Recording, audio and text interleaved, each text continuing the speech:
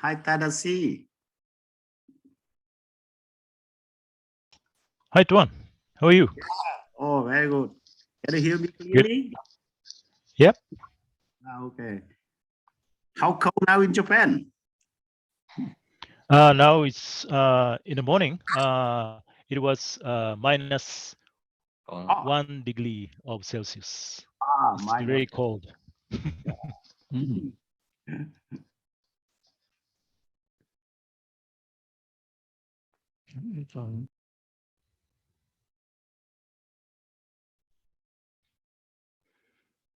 Oops. Hi, Thamasak. Hi, Hi. what you doing? Are you okay? I am okay. And did you attend the high level segment opening? Yes. Yeah, impressive.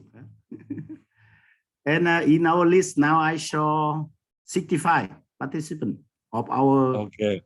Yeah, it's very good number. Yeah. So who you or me in opening? Hey, Doan, you're opening. I will see. Thamasak, you're the opening. Yeah, congratulations. It's okay? Yeah, very excited. Okay, because I think all the person come from our region, you know, they talk from their heart.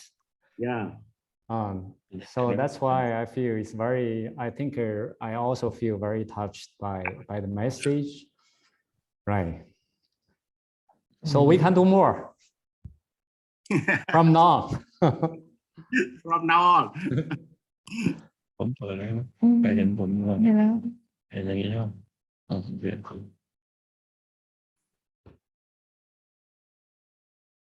I think what you doing? I think it's the time for us to start, right?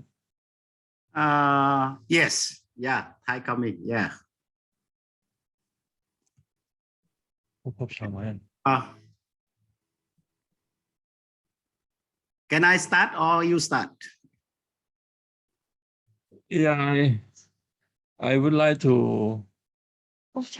start by invite you and Pope Chao Lok Ming for the first okay. 10 minutes on the welcome and introduction to our incubator. Yeah.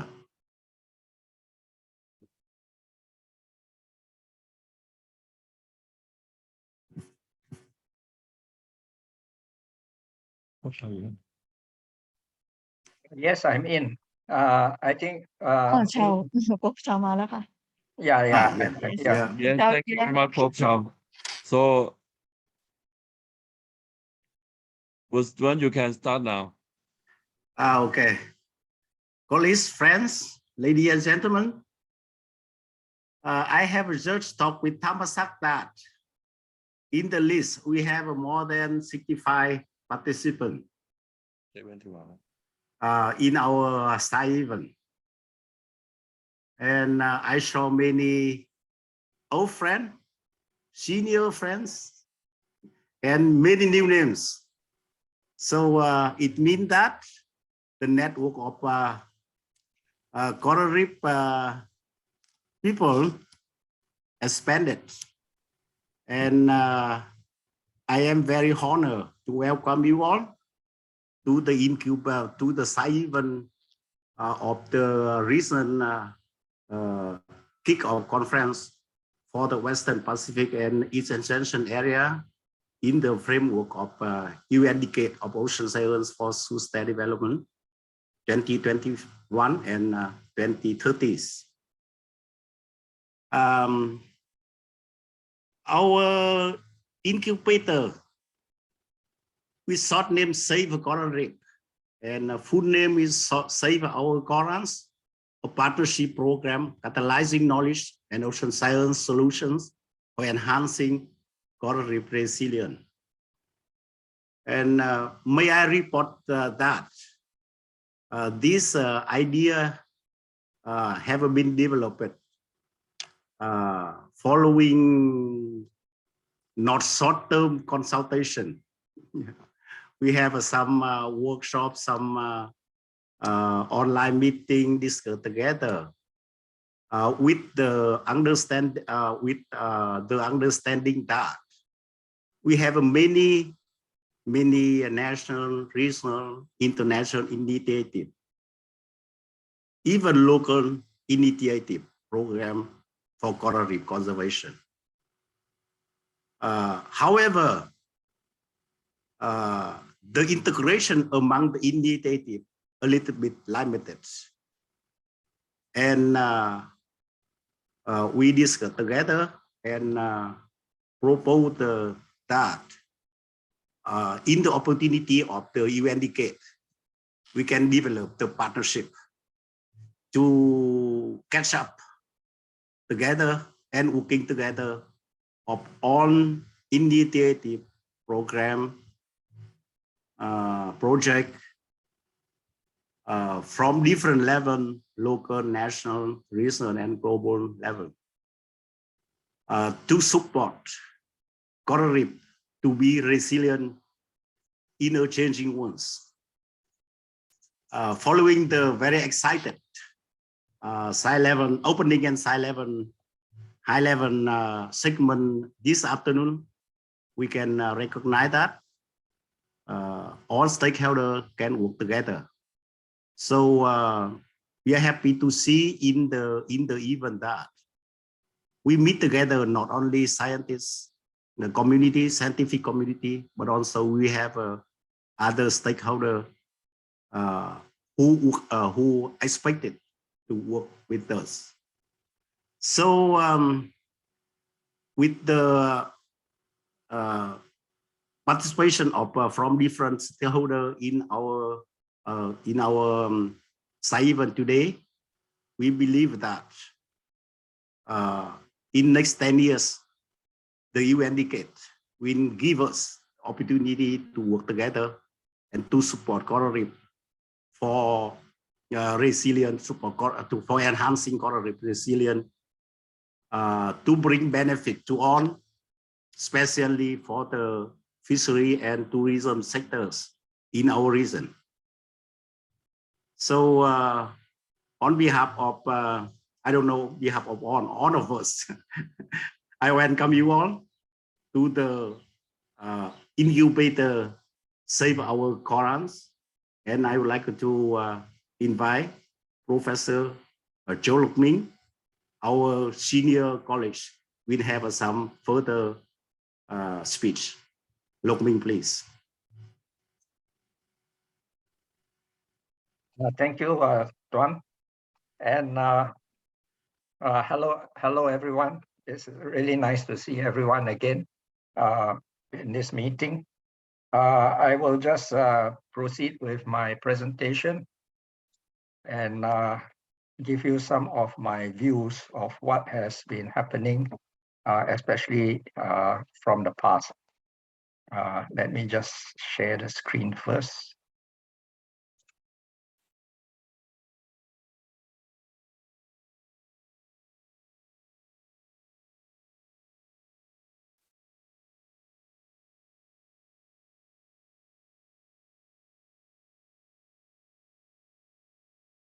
Okay, can you all see the screen? Yes. Good, thanks. All right. So looking at coral reefs, saving our reefs, and looking at how we can enhance reef resilience in the region, East Asia. Looking at the latest assessment, the status of coral reefs of the world 2020, and we have one chapter there, again, participated by quite a number of people from the region. There are almost one third of the world's coral reefs in the region. And our region more or less covers the entire northern part of the Western Pacific Rim. And we all know the importance and significance, especially of the ecosystem services that coral reefs provide, and our dependence on those services that the reefs have. And therefore, when we talk about maintaining the reefs and keeping looking at how to save the corals, reef resiliency is really very relevant to the region. Looking back in the past, I was more or less trying to track the major management challenges. From the 1960s to the 1990s, that was a time when I was quite young and very active. The region, we were dealing more with things like overexploitation, destructive fishing, things like poison fishing, blast fishing. Almost every meeting that you attended, the focus was on destructive fishing. And of course, there was a lot of habitat loss, not just from overfishing, but also from coastal development. And then a lot of emphasis also dealing with marine pollution, especially to do with siltation and eutrophication. So from 1960s to the 1990s, these were the main issues that we were dealing with. Then from the 2000s to right now present, we're still dealing with things like unsustainable harvesting. And then to add on to it, we had this mass bleaching events. Although the first one started in the late 1990s, we had two more during this present period. And then coastal urbanization was really taking off very greatly. We're still dealing with marine pollution. It's not that we have already solved things like siltation and eutrophication, but we have new challenges coming in.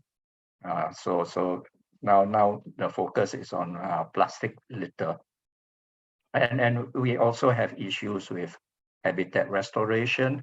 A lot of initiatives started on restoration. Now these are not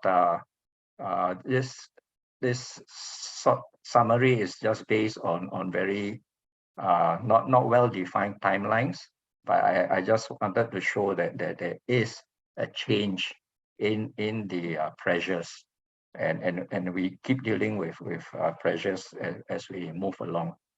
And then moving on from here on, we'll be dealing with the entire suite of climate change, not just mass bleaching, temperature elevation, but also ocean acidification and sea level rise. A lot of coastal defenses will have to come up, and that will have a big impact, especially on the coastal systems. Urban sprawl will continue. Marine pollution will still, to me, I can see that we will be having to deal with pandemic litter because of the amount that is going on that's finding its way into the marine environment. And we most probably will not be just looking at habitat restoration. I think we will have to start to look into how to create new reef habitats, because if you look at it, reef habitat has been reduced quite a lot, and therefore, to keep the biodiversity going, then we will have to look into ways of creating new habitats that can support reef life. Then looking at the results that we had on status of coral reefs, and this was based on time series data starting from 1980. Everyone contributed the data we shared and could come up with some analysis to show that there is a slight increase in coral cover in the last almost 40 years, but there is a slight decline in the last decade. Also for algal cover, there is a slight decline right through. Now, looking at this broad trends, do these results really indicate reef resiliency? I feel that it is not just reef resiliency itself, but it is really a combination of factors that have already contributed and can contribute further to reef resiliency. There is some kind of inherent resiliency in reef systems, and I think some of us are beginning to recognize that. But if you look from the past and compared to now, there is definitely improved reef management capacity. And there is definitely scientific capacity that has already expanded. It will continue to expand. So if you look from the past right to now, we have all these things in place to help us with reef resiliency. And so moving forwards, what we will be looking at, I think three aspects that I want to bring up. One is collaboration that we have been talking about with stakeholders, involving all the stakeholders' participation, and you know, it can be on formal arrangements or informal arrangements, no problem, for as long there is increased collaboration and joint projects between people. I think consolidation is important. Consolidation of efforts, consolidation of data, analysis of shared data, especially the one that contributed to the 2020 status report. Because when we put all the data together and we can analyze trends and build in more rigor into the database, then we would have a much stronger scientific basis to come up with management policies. And therefore, you know, all the past efforts that have gone on, I think should be made use of in order to contribute to our ongoing search for information. And we've had a lot of past initiatives, so things like the ASEAN Australia, ASEAN US, ASEAN Canada programs, and also South China Sea program, and so on. So a lot of very good things are going on. And continuity, I think this is very important. As Tuan has mentioned, it's nice to see new faces, new people. So we have to keep this going, increase, so that we can increase the capacity, not just management capacity, but also financial and scientific capacity. I think as an individual, we cannot be involved with every activity that's going on in the region. But when we sort of share all our individual efforts together, then I think we would be well placed to handle, move into activities that will really help to boost reef resiliency in the future. So with that, I thank you very much. Any questions will be welcome.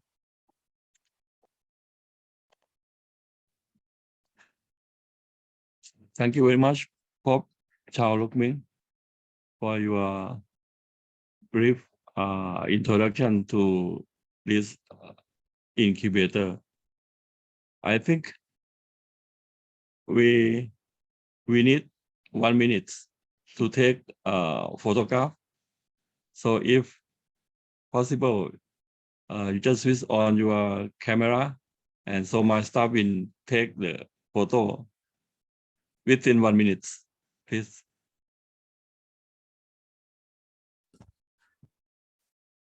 Okay.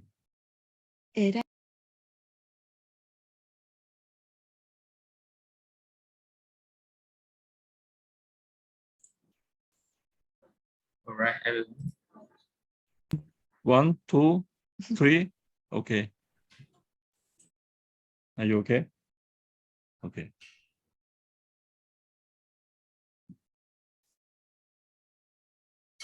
Okay, thank you very much.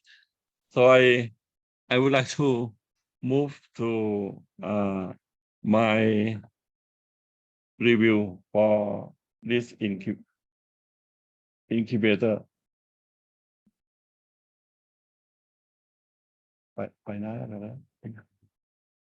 So I would like to share my จะเอาไหนก่อน share. I would like to share my PowerPoint here. ของ And เอ็มเอาเนี่ย okay.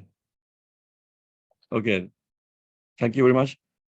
So I think as Tuan mentioned, the incubator 6 for Save Our Coral have been developed through the collaboration of several researchers and managers in our region.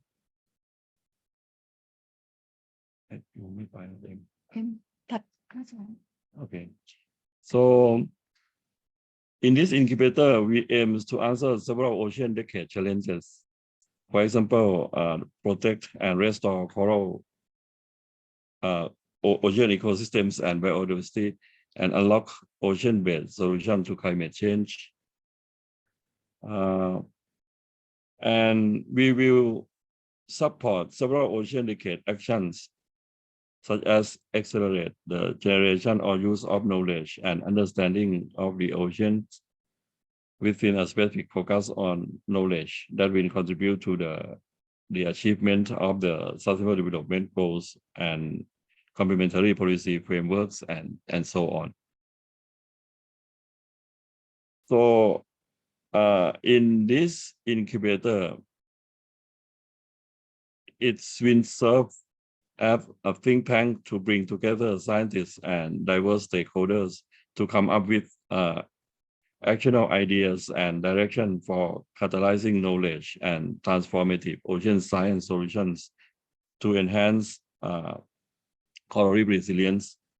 And we will also use this incubator for exchanging ideas and perspectives of related international and national initiatives, capitalize on traditional indigenous knowledge, identify science service needed, and foster scientific programs that could contribute to the understanding and forecasting the coral bleaching, the adaptive management and restoration to enhance coral reef resilience, particularly to sustain the fisheries and tourism in our region. And when I look at the rebuilding coral reefs, the Coral Grand Challenge, I think it also proposed 3 independent pillars of action, that is, reduce the global climate threat by lowering the greenhouse gas emission, and also improve the local conditions by increasing protection and improving management for coral reef resilience, and invest in restoration science and active coral reef restoration to enhance recovery and adaptation rates. And I think there are many coral reef related international initiatives and national programs such as IOC WESTPAC projects, ICRI, GCIMN, ICRS, CTI, CFF, the Coral Restoration Consortium, COPC, Asian activities, and some regional projects.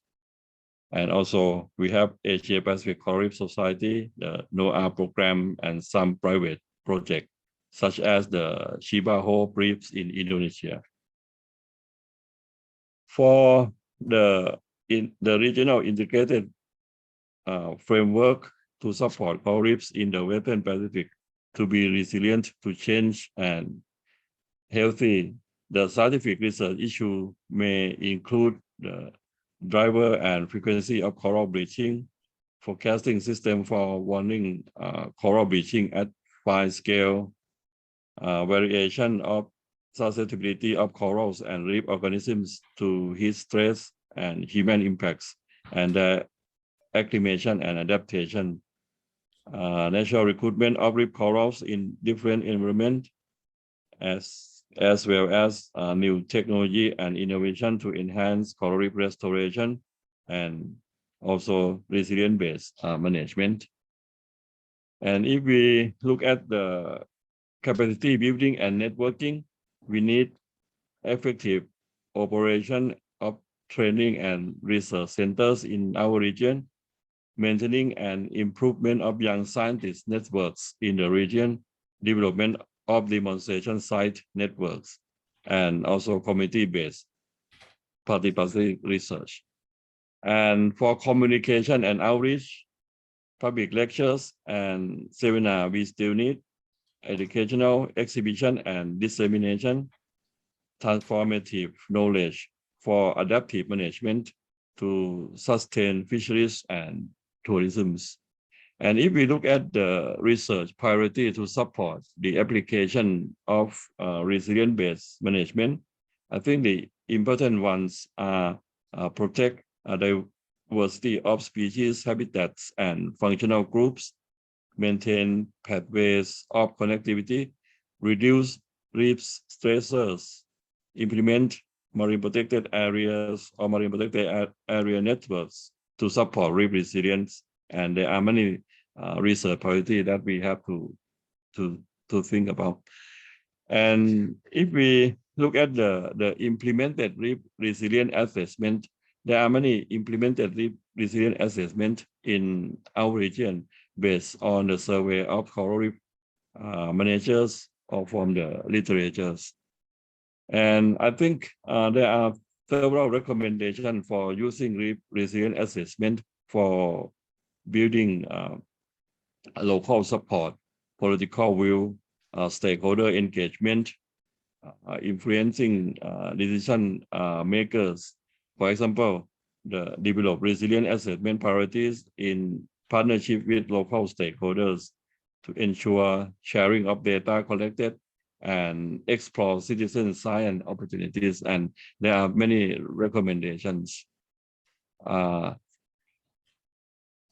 the guidance of indicators, I think there are also several recommendations for that.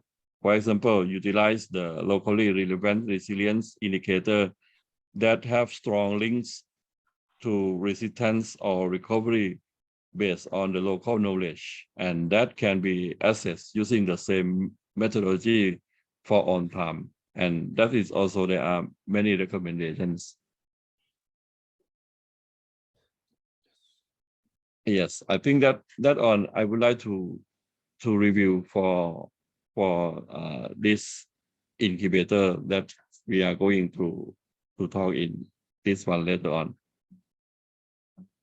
So may I move to one of the important session for this incubator.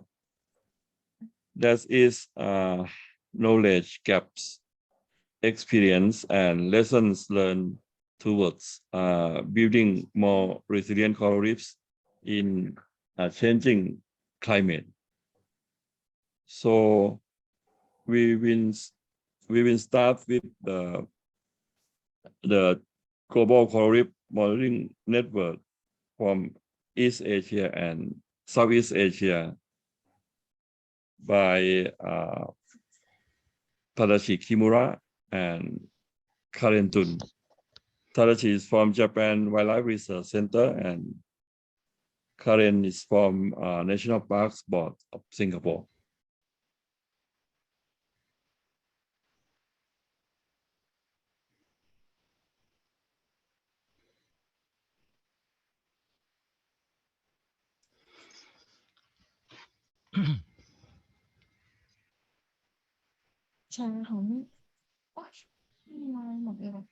So I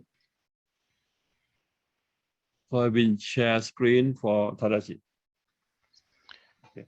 Yes. Can I start?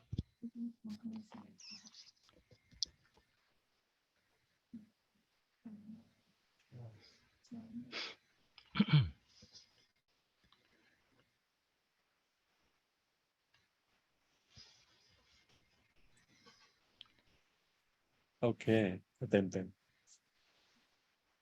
Yep. Okay. Okay, good. Okay, Tadashi, please. Yes, thank you, Thomasak. Hello. Can you hear me? Hello. Yes. Okay. So thank you, Thomasak, and hello, everybody. My name is Tadashi Kimura from Japan Wildlife Research Center. I'm working as the DCRM East Asia Regional Coordinator with Karen Tun from National Parks Board, Singapore. So I will talk about our group, DCRM in East Asia. This is the one of the regional body on coral reef monitoring, and I will talk about what has been done and what we are going to do for the near future. The next, please. So the topic is this DCRM East Asia history, our brief history, and what are our tasks. We have 4 tasks and future plan. The next, please. So history. So Global Coral Reef Monitoring Network, GCRMN, we are East Asia. So that is an operational network under ICRI umbrella. ICRI is International Coral Reef Initiative. So GCRMN is a voluntary network of coral reef scientists, and the purpose is to assess reef status for better management. Next, please. So the ICRI, International Coral Reef Initiative, is informal framework to preserve coral reef and related ecosystem. This is the partnership among governments, international organization, and non-governmental organization. And the initial member is 8 countries in 1994, and then now we have 93 members. Next, please. So it was announced at the CBD COP1 in 1994, and also during the UN Commission on Sustainable Development in 1995. So ICRI and DCRM is very close to CBD and also the UN, United Nations. Next, please. And the Global Coral Reef Monitoring Network, GCRMN. So the idea came from the small island developing states in 1994. And next, please. And in 1995, when ICRI established, the ICRI called each country to commit the reef monitoring and research. So then the GCRMN was established in 1995. Next, please.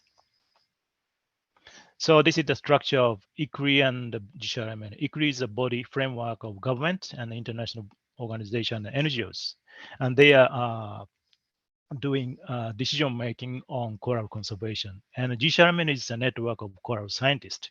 So we are providing monitoring data and information to ICRI, and then ICRI has decision to conserve of coral reefs. Next, please. Next, please. Okay, so more information if you like, so you can search the ICRI homepage. Next, please. So back to the GCRM, Global Coral Reef Monitoring Network. The objectives is to link existing organization and people to monitor ecological and social, cultural, economic aspect of coral reefs within regional network. Next, please. And it's also to strengthen the existing capacity to examine reef by providing a consistent monitoring program that will identify trends in coral reefs. Next, please. And to disseminate results at local, regional, and global scale on coral reef status and trends. So the objective of GCRMN is to disseminate the information for management. So next, please. So far, the DCRMN Global provide status of coral reef of the world. So this is the status report since 1998. And the latest one is published in just last month. So the status of coral reef of the world 2020 version. Next, please.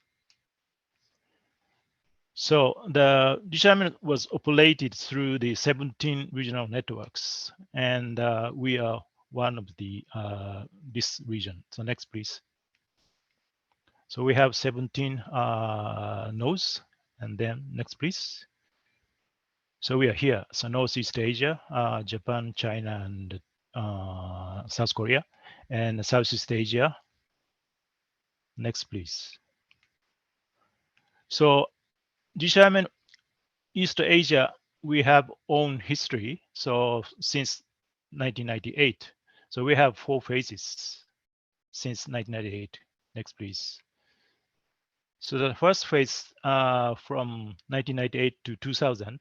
So we have 2 different nodes, East and Northeast Asia and Southeast Asia. And we just provide scientific information to the global report individually. And the next, please. And phase 2, 2001 to 2005. So we established wider network of East Asia. And we combine these 2 regions into the one East Asian region. So next, please. So initial Gishamen nodes have 2 different nodes of Southeast Asia and Northeast Asia. And then next, please. So we combine these 2 different nodes into the one wider region, East Asia region. Next, please. So this is the structure of East Asia region. Next, please. So our network has main tasks. So one is dissemination, regular reporting to share information, and communication, regular meeting to maintain our network ourselves, and then target project to enhance coral conservation, and individual support to build the capacity for the national level.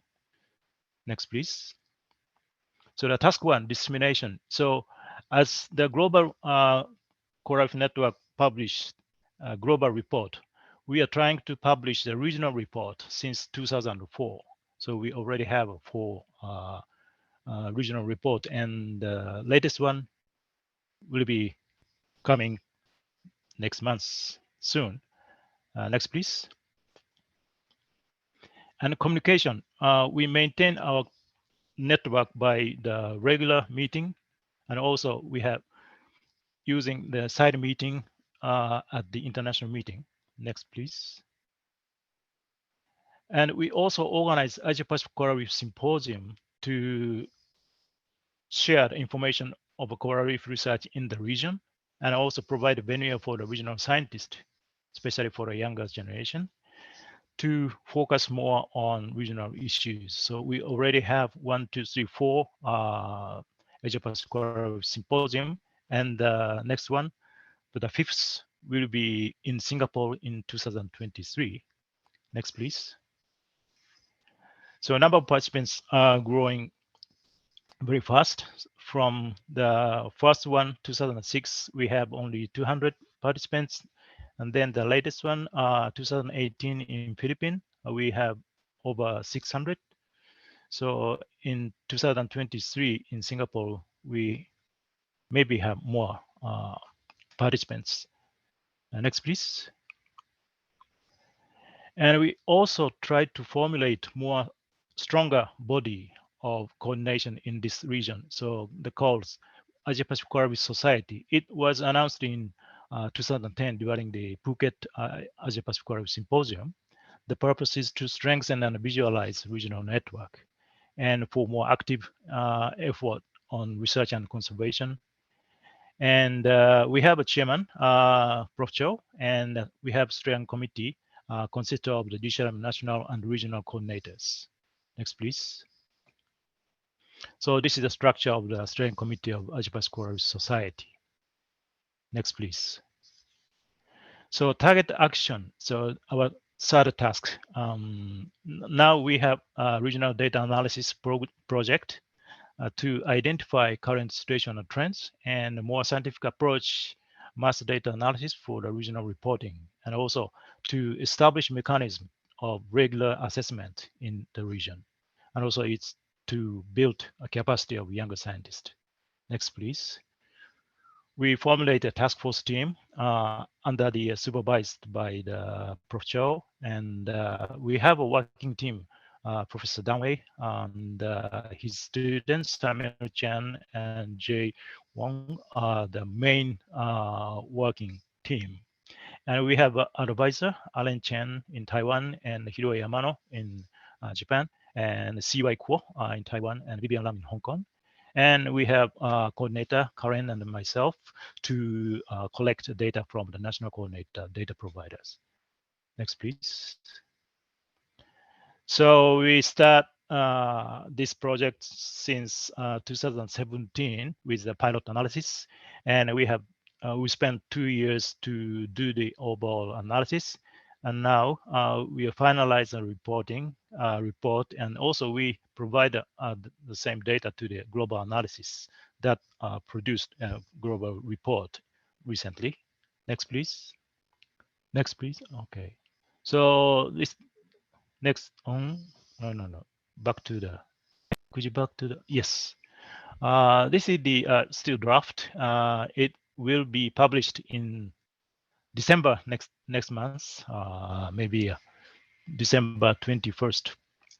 So we have a total of 21,107 transactions to be analyzed, and the coral cover did vary across time. And analysis showed a slight trend of increasing cover over time, but the magnitude of the change was low. So less severe decline in coral cover and lack of increase in macroalgae cover could potentially be due to the diversity of the reefs found in the region. So our region has bit more diverse than the other regions. So that is the just one of the output from the regional analysis. Next, please. So the task for enhance of national regional action. So we try to support individual countries in the region. So one is the Brunei. We have a workshop to organize the national network of the monitoring, and also same as the CTC Coral Triangle Center in Indonesia, Bali. We support the national networking in 2019. And we also discussed regional collaboration with Coral Triangle initiatives, but the meeting has been pending because of the COVID-19. Next, please. And a future plan. So after the regional analysis, we tried to develop a database and reef restoration and resilience. So we tried to have something to do for the restoration and also resilience, and support post-2020 global biodiversity framework. So CBD will release the post-2020 global biodiversity framework. So we try to support this framework, and also organizational structure and link to the ICRS. So next, please. So for the database, we are trying to share data used for the regional analysis and the reef restoration and resilience. So maybe the next regional status report could be focusing on the reef restoration or resilience, and support post-2020 global biodiversity framework. So maybe we can support to assess the reef status by 2030. And organizational structure, we are trying to formalize the Asia-Pacific Coral Society to register and link to the ICRS. So we have a discussion with the ICRS to support regional chapter. So we're still during the discussion with the ICRS. So we are trying to find out the good way to collaborate with the ICRS. So that is the future plan. And I think the Karen will add some more information details of the regional report. Karen, are you ready? Sure. Hi, Tadashi. Can everyone hear me? Clear? Great. And good morning or afternoon or evening to everyone, depending on where you're from. So Tadashi shared a brief summary of the results of the regional analysis. And what I will do now is just to verbally add on a few takeaways that we gleaned from the preparation of the report. And in particular, to highlight the importance of data-driven long-term monitoring programs. But before I proceed, and on behalf of the task force that Tadashi mentioned and the editorial team, we would like to extend our gratitude to all the GCRMN country coordinators for helping to collate and provide data for the regional analysis. Really, without their effort, this report would not have been possible. So a big thank you goes out to all of the country coordinators, many of whom are at this particular session. So I'll just proceed. One of the things we found in our analysis was that information such as coral and macroalgae cover alone may not be adequate to discern the effects of anthropogenic impacts of reef. Unfortunately, based on the data that's collected, a lot of the reports, not just our region, but reports from around the world have focused quite largely on just coral cover or macroalgae cover. And we find that really to improve on the quality of the analysis, higher taxonomic resolution of recorded data, as well as spatially resolved environmental data are necessary to provide better understanding on how the different environmental and socioeconomic factors, including anthropogenic drivers, affect reef communities locally and regionally. So thus, we feel that to keep up with the threats and to advance the management management of our reefs, we need monitoring to improve beyond the current methods that we are using, and also for the monitoring to be coordinated across geographical barriers for the results to be beneficial for coral reef conservation. We also feel that we need to overcome some methodological challenges that we are facing from conventional surveys that are performed in the region, including accessibility to more remote reef areas, difficulties that teams face in taxonomic identification, and also the comparative lesser availability of resources for monitoring, which is a challenge that's actually faced by monitoring teams all over the world. So that's really a big challenge to provide the data that's necessary for proper analysis. We also feel that for historically and ecologically important sites, we suggest that some sort of standardization approaches need to be incorporated so that there's a greater level of detail in the way data is recorded and collected. And it should also include environmental data, a bit more taxonomic resolution. And we also feel that because this report was done based on regions, and although the country represents the easiest unit to coordinate monitoring efforts, we feel that data, I guess, in some ways should be aggregated at geographically meaningful units for further analysis. So although this is difficult, any step that we do to move towards this ideal would yield data and analysis that would benefit not just the national level, but also regional monitoring of coral reefs. And just to add on to what Tadashi mentioned, moving forward, to aid current monitoring efforts in the region, we believe that capacity building really remains important to level up the skills of survey teams, of monitoring techniques, as well as taxonomic identification. We feel that this is something that needs to be done continuously because teams change, people leave, new people come in. So this kind of capacity building will be required for the long term within the region. And also with the large number of reefs within the region, it will be difficult for any individual research or volunteer groups to survey all these large areas. So therefore, we also feel that a central body to train, collate, and vet the data collected to ensure the accuracy and precision of data is also quite important for regional analysis to be meaningful. This will also ease the collation of data for future analysis because there will be a standard set of data that can be used to compare between space and time. And ideally, if there was a common data platform for collaborative use, then that will help research and management within countries and within the regions. And overall, if these strategies could be effective, could be made effective, then it will lead to improve reef management and ensure that the reefs in East Asian region continue to thrive into the future. So to that end, I'd just like to conclude by saying that, again, more capacity building resources are needed to improve the scale and capabilities of long-term monitoring and analysis within the East Asian region, and to foster collaboration within and between GCRM and regional nodes. So with that, I'll just end here. So that's the brief overview, a summary of the recommendations that came out from this particular analysis. Thank you very much. Thank you very much.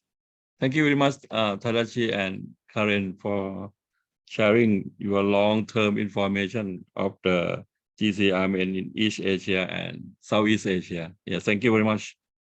So let me move to hear from the knowledge gaps and experience from Dr. Takashi Nakamura from University of the Reviews.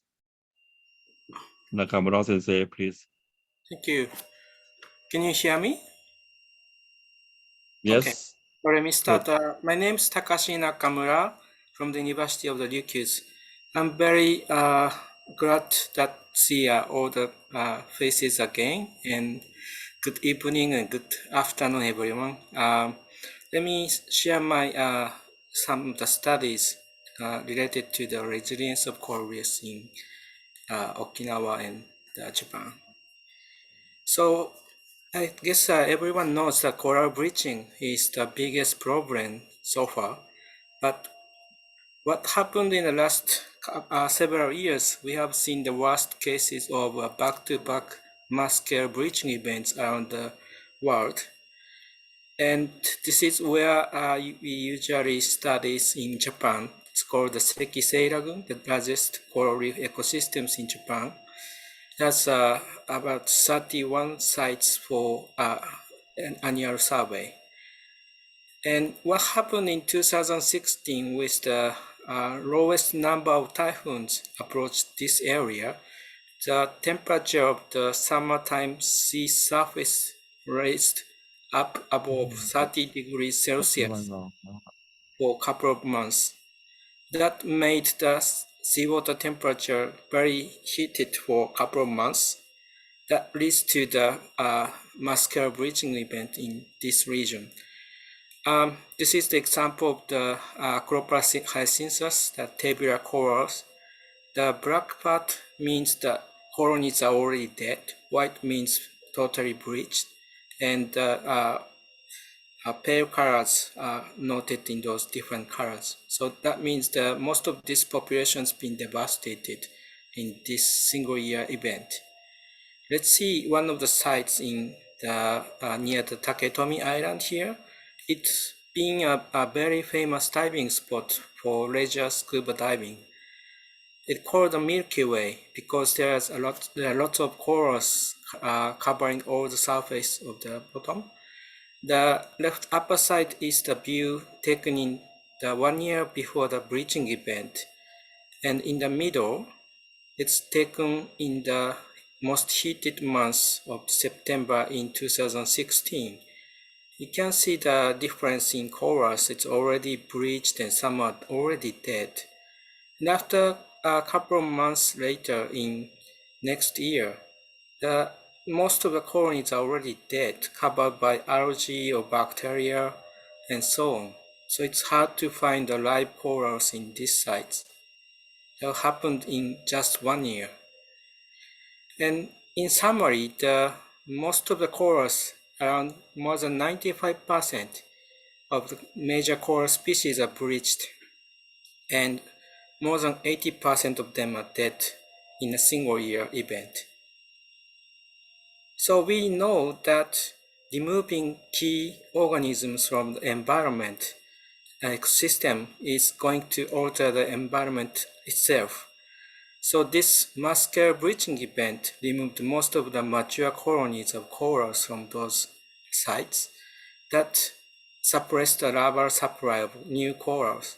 Hence, no young corals to grow into the damaged region. And it will be covered by other competitors like macroalgae and so on. So that we know already. And we have seen that kind of big bleaching events in the last several decades. And the numbers shows that it won't stop.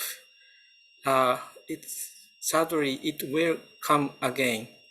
And surely it's going to be near several years later on. So what we have to think again here is to think about the local stresses that might impacting the resilience of coral communities in coral reefs around our nations and islands. So big question is how long will it take to recover? This is the one example. It's a small island called Yorong.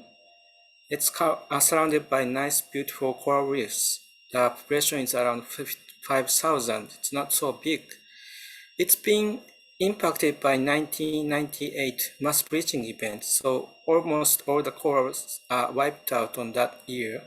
And after 20 years, when we surveyed on these sites, we could find very good coverage of corals around the island, like 60, 70%, sometimes nearly 80% are covered by live corals. But when we look into the inner reef side, we seldom see large colonies, and the coverage is very low.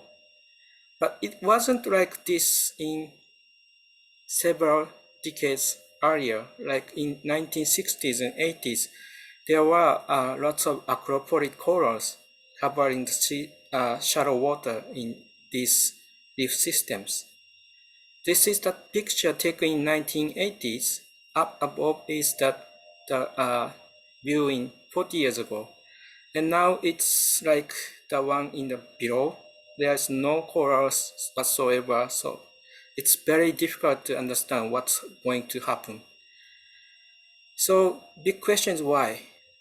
When we look at the mature colonies, of course we couldn't find many of them, but we tried to find small colonies like coral recruitments of the 1 year or 2 years of the young colonies of acroporid. We can find decent number of recruitments in the outside the reef, outer reefs, but inside we seldom see small colonies. Why this is happening? Why they are not growing or surviving well? The key is the social economic system of this island. The island is majorly depending on the agriculture and farming and some tourism and fisheries. And in this island, the sugarcane fields been using a lot of chemical fertilizer that's produce a lot of phosphate and nitrogen, and also stock raising produce a low sewage. That actually seeps into the porous limestone substrate of this island, and it turns into the subground water seeping into the lagoon system slowly and slowly. So that's kind of making chronic impacts to the shallow reef systems in nearby reef systems on this island. So when we looked at the impacts of the phosphate and so on, we found that the coral larvae often fail to form polyps under the high concentration of nitrogen and phosphate. And especially the phosphate is shown to inhibit the formation of new skeleton for young corals. That makes them to unable to grow into large ones. So we also know that the increase in the nutrient is going to help the macroalgae grow very fast. That becomes a very strong competitor for corals. So we are kind of making the bottom-up impacts to the coral reefs at the same time. So some solutions, we are trying to find the heat-tolerant corals or trying to find the very good methods for farming corals. And sometimes you use a very large equipment to transport the larvae to certain places to enhance the settlement.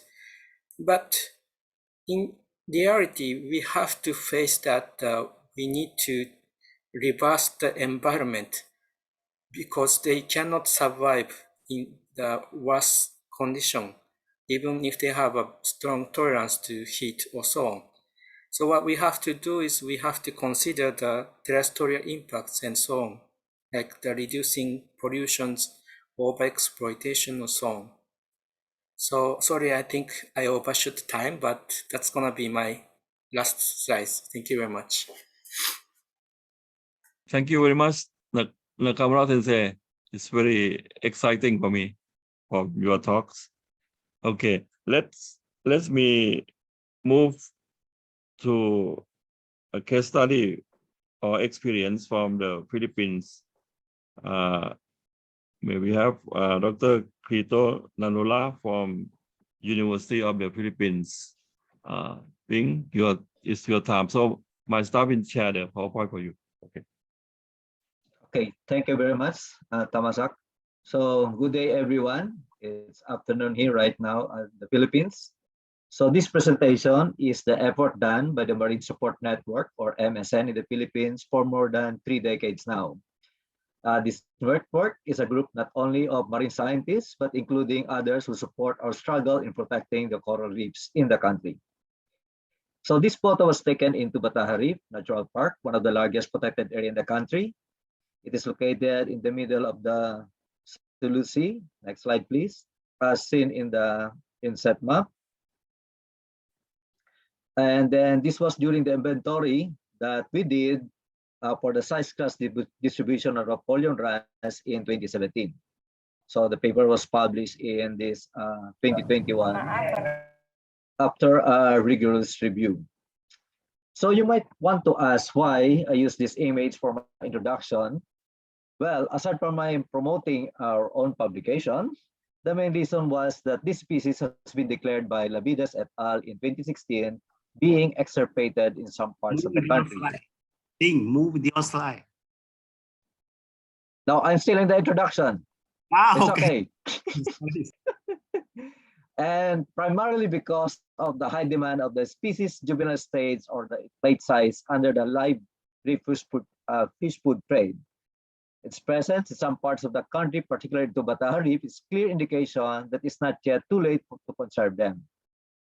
Hence, this presentation deals with what were the lessons learned to make the country's reef more resilient in a changing climate while we are still extracting fishes for food consumption, leading to blue economy.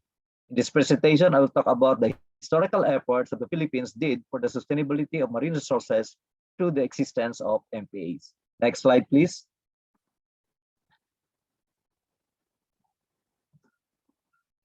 Makamas, can you proceed to the next slide? What happened?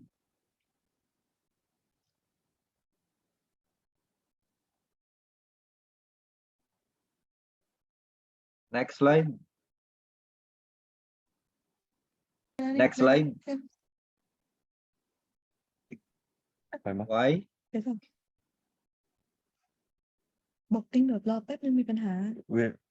We have some problem with next slide. Okay. So Philippines is very proud to have an online database of marine protected areas for the country. Though this is temporarily remained inactive for now, but this database contains a record of more than 1,800 MPAs as of 2014 when this paper was published. Presently, there are more than 2,000 active MPAs in the country. I would also like to emphasize that there are other initiatives done by both the government and private sectors in databasing the MPAs that they are assisting. And these website links are indicated below this table, and you can access the link in this table by downloading the paper of Cabral et al. In 2014. Next slide, please. Okay. So not only that, the country was also able to craft tools in monitoring of these MPAs. We have this assessment tool that stands for Marine Protected Area Management Effectiveness Assessment Tool, or simply known as MPA-MET. On the right side, it shows a diagram in relation to the progress of MPA based on the criteria stipulated in the manual. Level 1, as established. Level 2, strengthened. Level 3, sustained. Level 4, institutionalized. And furthermore, per level, there are thresholds that need to be satisfied. We are using this tool to evaluate all MPAs in the country to determine which aspect in the stages of MPA management they are weak or strong, so that we can know how we can assist the management body. Next slide, please. So some tool that we're using in relation to the awards we give to the best managed MPA every 2 years. We call it Para El Mar Awards, meaning for the seas. So this was initiated by our superior leader, Dr. Perry Alino, way back in 2007. So the most recent awarding took place just this year in 10 of September 2021. And during this period, 3 awards were given, namely Outstanding Locally Managed MPA. And the winner for this year was Sumilon Island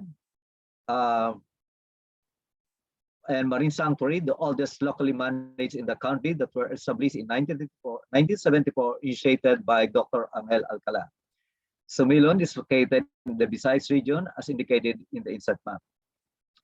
So for the outstanding network of MPA, I'm going to talk this later on, but for the best mangrove MPA, as shown in the map, and then as well as the best enforced MPA won by the Marilag Fish Sanctuary Marine Reserve. So the outstanding network of MPA was won by the Southeast Cebu Coastal Resource Management Council, or CSCCRMC. And so why we're campaigning for the establishment of the network of MPAs? Mainly because it provides shared responsibilities and manpower, in that way maximizing the use of meager funds and other logistics before it leads to the network of MPAs. So having said that, it also envisioned from the learnings on our experience we have encountered in strengthening individual MPAs. Hence, the creation of the network of MPAs, the award simply indicates that we are promoting this level of management. We have data of the network of MPAs as presented in the paper of Rigue et al. In 2014. The shaded areas in varying intensities indicate the number of municipalities involved in the creation of the network. The lighter shades represent the possible range of network as indicated in the map. So presently, network established are in the range of less than 5 municipalities. So furthermore, we continue doing monitoring of MPAs all over the country and utilize this in assessing the status of the MPA and the adjacent reefs next to its relation to its vulnerability to climate change. So as shown on the right side, entitled Vulnerability Assessment Tool for Coastal Ecosystem. So you may also notice that the materials we've been presented were published from 2012, the network of MPAs, 2013, the VA tool, and 2014, the MPA database. This simply means that it's actually well planned. These were all the brainchild of our superior leader, Dr. Perry Alino. Next slide, please.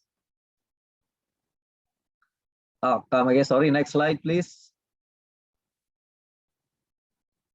Okay, that's the network of MPAs that I mentioned earlier. Sorry about that. So next slide, please, the last slide.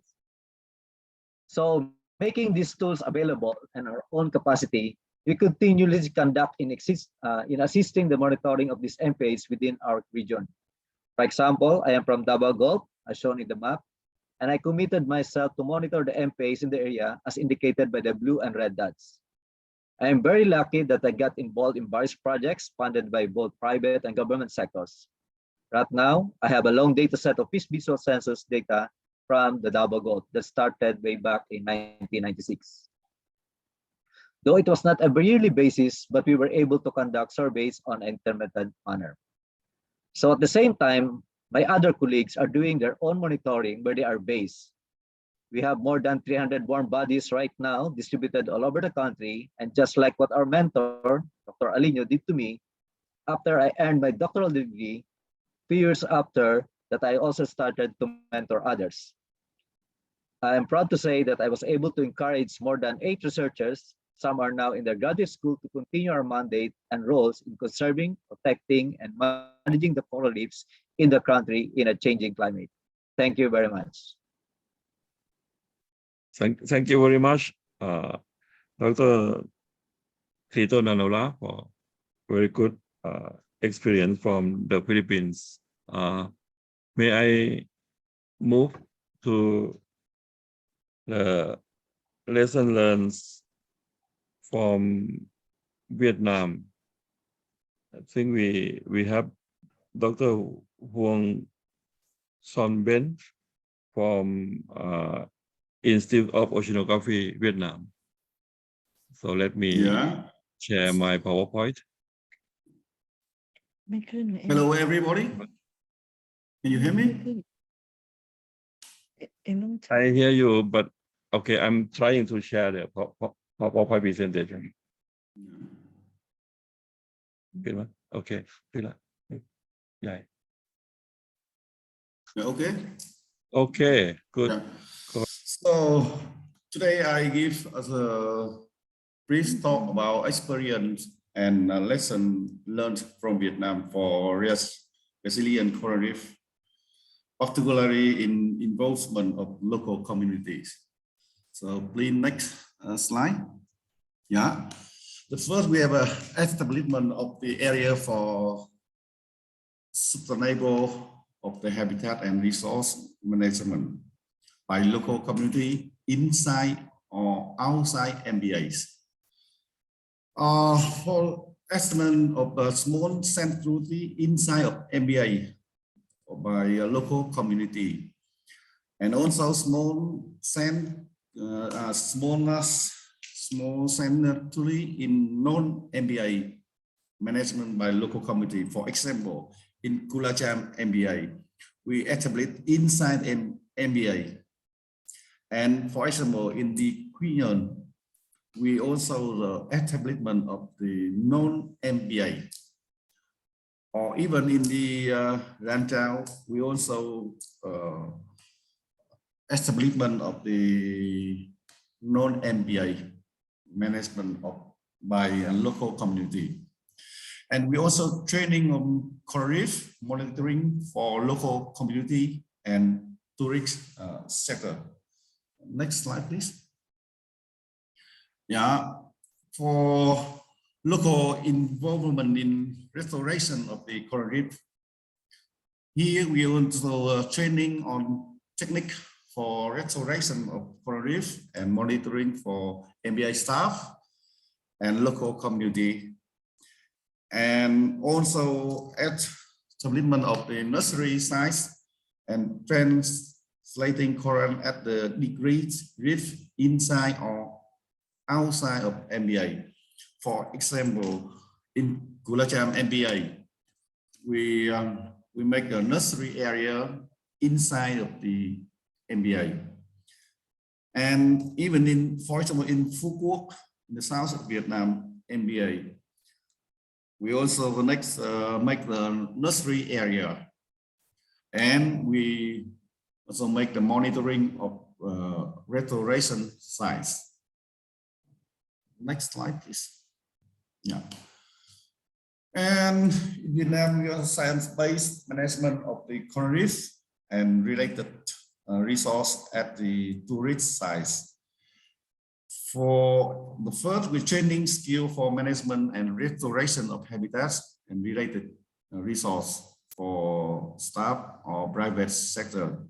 For example, in the Ngọc Hiên company in Phu Quoc MBA, we restoration of beer oyster resource maxima by releasing spot. Next slide, please. And we also development of the monitoring network and data management with local involvement. Training monitoring methodology for MBA staff and local community. And we also detecting key signs with the outbreak of the starfish. And we make the annual collection of the starfish at some area at the MBA. For example, in Kulacham, this year we collect more than 190 individual of these starfish, or even in Nha Trang MBA. This year, the local community and MBA staff, so they collect more than 250 individual of the course, or special in Núi Chúa MBA. This year, the MBA staff and local community also collect more than 7,000 individual of the starfish. Next slide, please. Oh yeah. Thank you very much for your attention. Thank you very much, Dr. Ben, for your information from Vietnam. So I think from now on, we will move for a panel discussion on collaboration for managing coral reef resilience and ecosystem services. And in this session, we have Tuan from Institute of Oceanography from Vietnam as a representative for sharing information from the IOC WESTPAC projects. We have Dr. Virginie Hart from the South China Sea SAP projects. We have Dr. Hendra Yusran Siri from the Coral Triangle Initiatives from Indonesia. And we also have Kunladda Labnun from Koh Tao Tourism Association and Koh Tao Thai Divers Team from Southern Thailand. And we have Dr. Abebu Saupin from Center of Marine and Coastal Studies, University of Science Malaysia, from Penang as a representative of Young Scientist Networks. So that means we have a big group of people to share about the collaboration for managing coral reef resilience and ecosystem services in our region. May I start with Dr. Tuan for your opinion about the collaboration for managing the coral resilience in the views of the IOC WESTPAC projects on activities. Tuan, please. Yeah, hello everybody again. And you will share my slide or? You can share your slide now if you want. Yeah, share my slide, okay.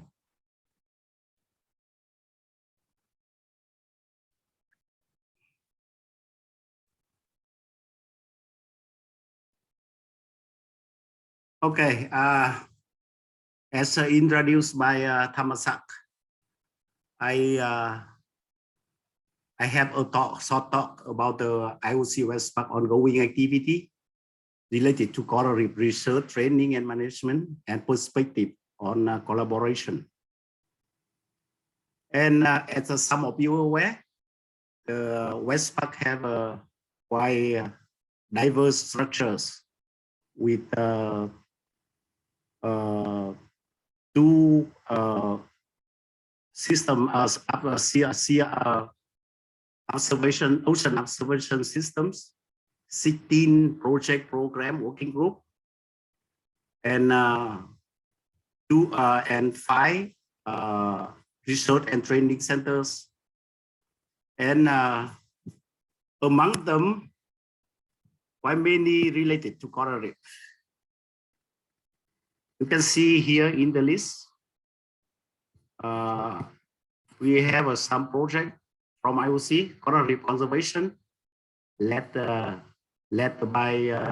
Professor Cholit from Thailand, coral reef resilient by Thamasak, DNA taxonomy and recruitment monitoring of coral reef organism from Yunhuli from Korea, and the new project is the monitoring of the ecological impact of ocean acidification of coral reef ecosystem, led by Somkat from Thailand. And on coral reef related project have been participated by many countries in the region. And in terms of research and training center, we have 2 IOC RTRC related directly to coral reef. The first one about the RTRC on marine biodiversity in Indonesia, and another one on reef restoration management in the Philippines. And I would like to highlight some outcome in recent years. The coral-related project have some output and outcome on networking within and IOC WESTPAC and building partnership with related organization. And actually, we have a wide challenge for caused by the COVID-19 pandemic. But in last 2 years, we have still maintained the system by many virtual meeting, workshop, training at national and regional level. And we have also disseminated the WESTPAC achievement in the many international forum. And within the WESTPAC, we have some consultation for the integrated framework on research and implication of related coral reef resilience. And one workshop quite related to our discussion today is a workshop organized in PMBC in September 2019 on the delivery ocean forecasting service for coral reef conservation, with the participation not only coral reef experts but also the ocean forecasting experts.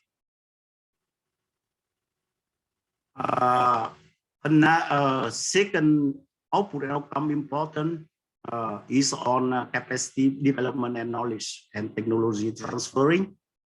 And in recent years, the WESTPAC, IOC WESTPAC organized some regional training workshop on in framework of DNA taxonomy project on recruitment monitoring. And also there are some activity for transfer the technique for coral reef restoration. And as I mentioned, the challenges of COVID, but IOC WESTPAC have the way to address the situation. So we organized some training, like a national training with the expert from WESTPAC. For example, the training on methodology for studying ocean acidification and its impact to coral reef. And on the ocean acidification, the IOC WESTPAC have the technical support to develop the lab in Vietnam and Thailand, and on data collected and analyzed by this lab now they're provided for the IOC database on ocean, global ocean acidification. And some countries have an effort in studying coral reef bleaching phenomena in relation with the degree heating week. The data and information sharing and publication is one technical output from WESTPAC projects. We have a paper about coral reef conservation, restoration, resilience, and draft the book on coral reef in Western Pacific region. And also WESTPAC developed the marine biodiversity portal, and including the data on diversity in not only the species, but also the DNA information data for the reason. And this project is continued. And also we have some study on invasive species.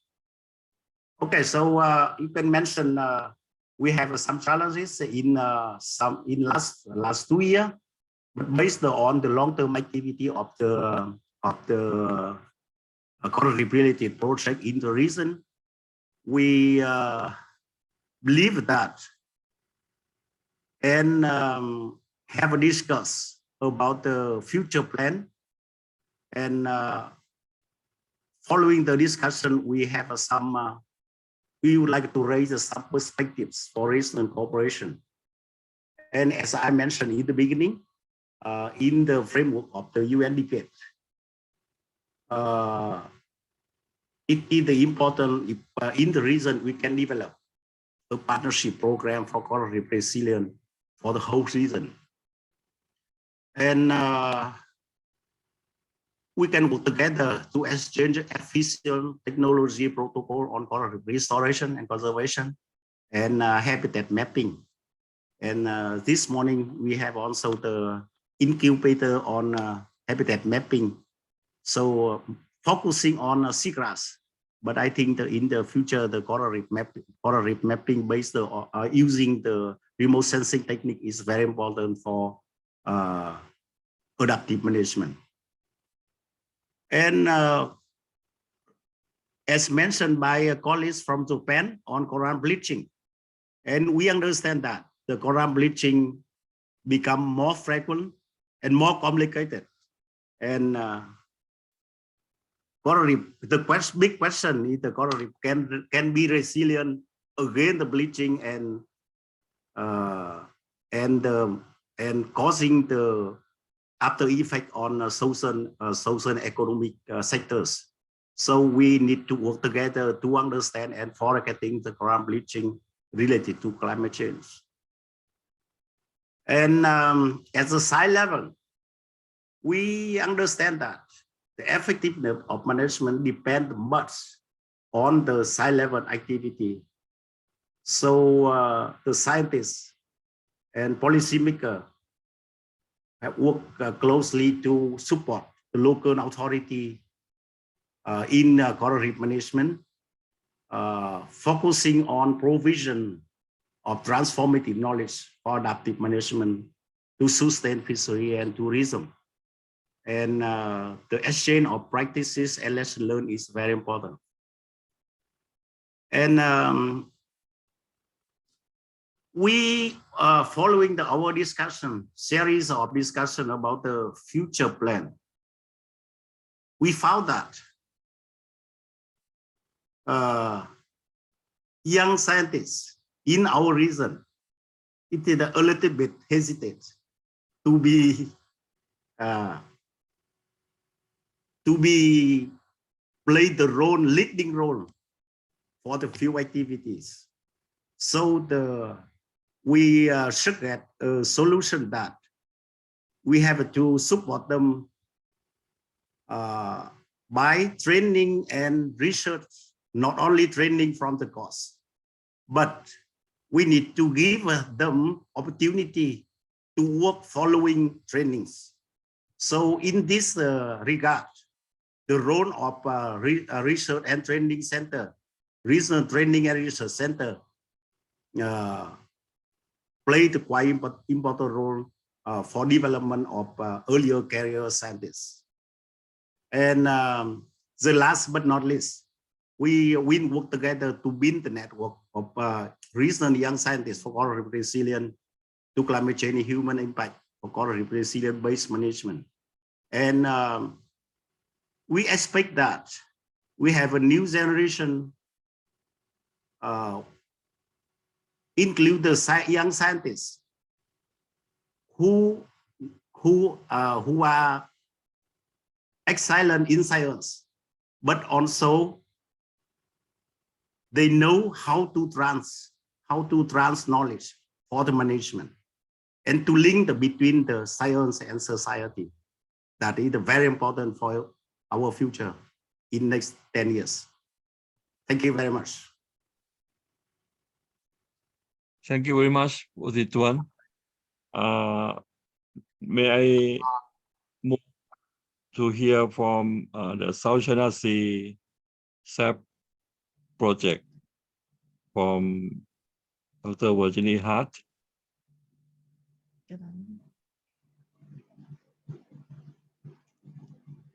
Good afternoon. I hope you can see my presentation on the full screen.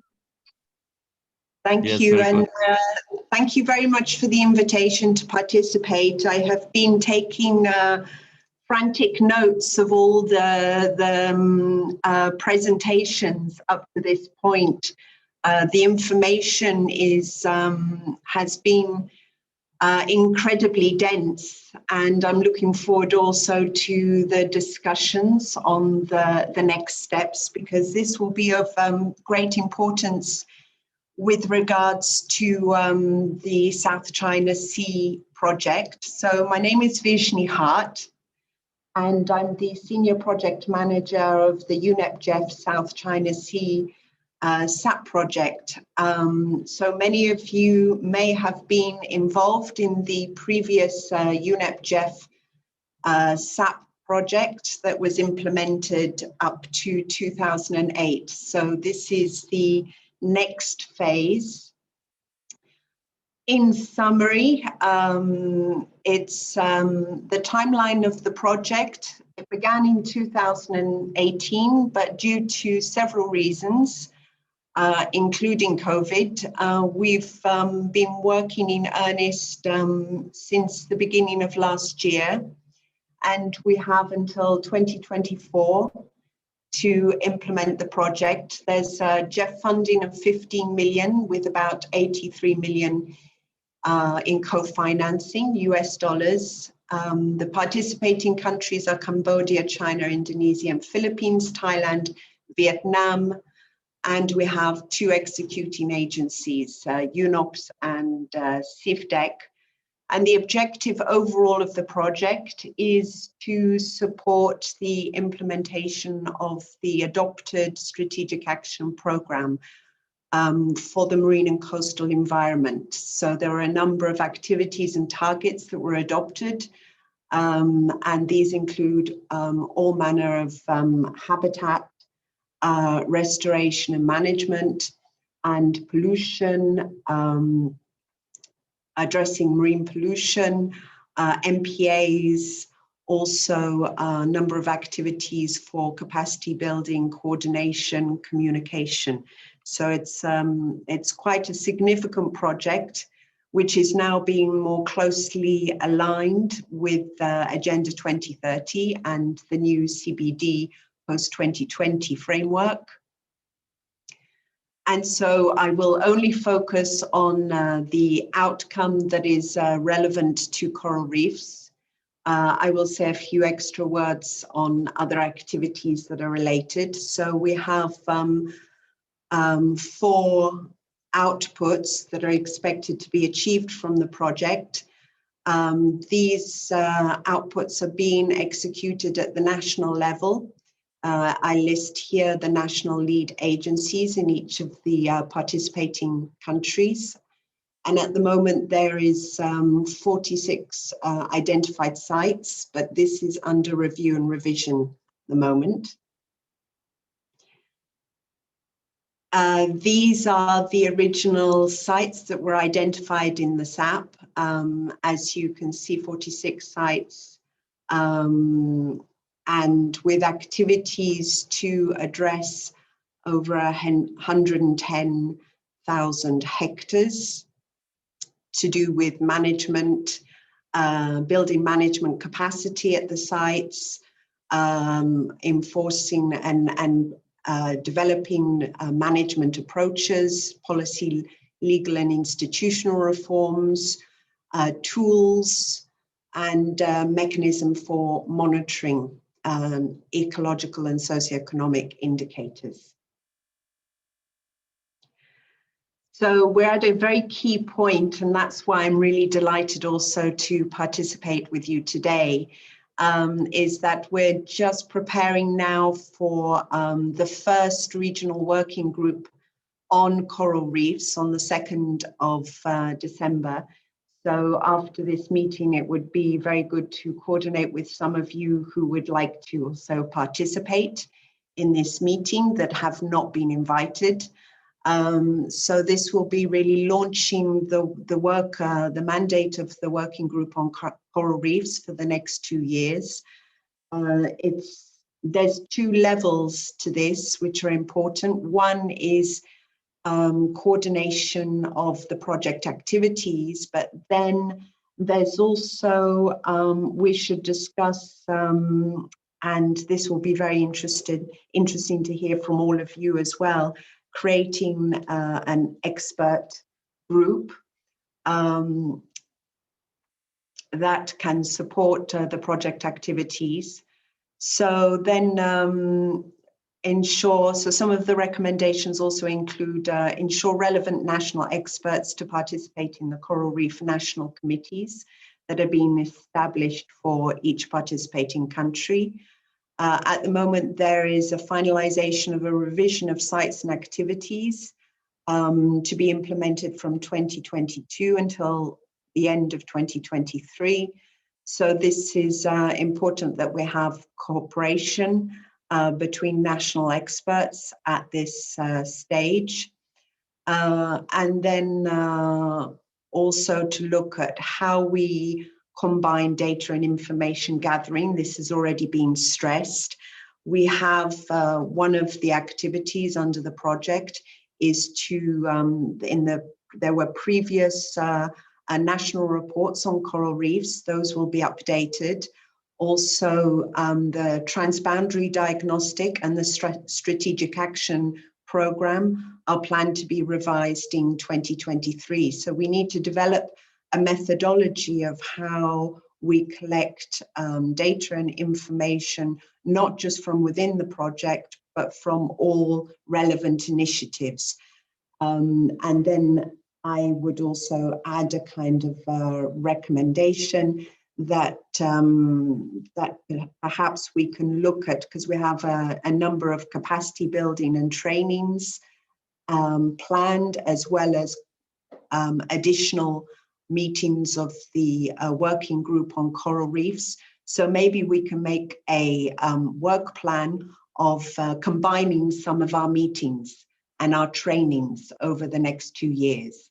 So this would be something we would be delighted to discuss with you. And there's other activities as well, but 5 minutes is short, so thank you very much. Thank you very much, Dr. Virginie Hart, for sharing information. I'm sure that many people in this room have joined the South China Sea projects when they were very young, I think, long time ago. Anyway, thank you very much, and we are looking forward to working in collaboration with the South China Sea project. Yeah. May I move to learn from Dr. Hendra from the Coral Triangle Initiatives. Yes. Please. Thank you. Can you hear me properly, Dr. Tamasa? My voice is okay? Yes. Okay, thank you. Yes, very much. good. Right, thank you. Allow me to share screen. So just to give you the briefing information regarding the what you so I will as a ask the Tamasa that would like to present about CTICFF or initiative on coral reef. So my name is Endra Siri, Secretary of Director General, and also focal point for the CTICFF. So just giving the ideas about the, I think this is Philippines and Malaysia, Indonesia, good, and Papua New Guinea and Solomon Islands.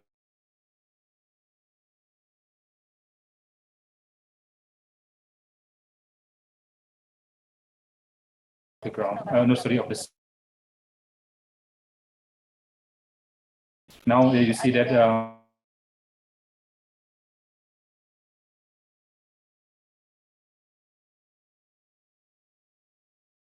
7% of